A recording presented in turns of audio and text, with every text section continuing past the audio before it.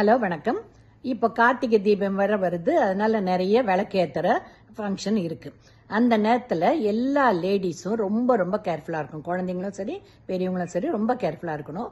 ஏன்னா புடவையோ இல்லைன்னா ஏதான ட்ரெஸ் பற்றிக்கிறதுக்கு சான்சஸ் இருக்கு.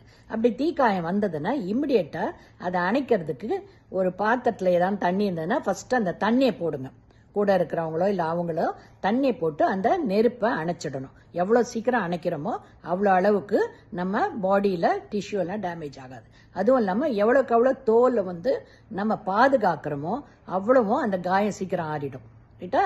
அந்த தோல் ரொம்ப டேமேஜ் ஆயிடுச்சுனாலே உடம்புல இருக்க வாட்டர் எல்லாம் இவாபரேட் ஆகிடும்.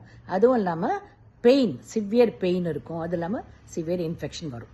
அதனால எவ்வளோ சீக்கிரமா நீங்க தண்ணி போட்டு அந்த காயத்தை அந்த தீயை அணைக்கிறீங்களோ அவ்வளோ அளவுக்கு குறைச்சலா உங்களுக்கு காயம் ஏற்படும்.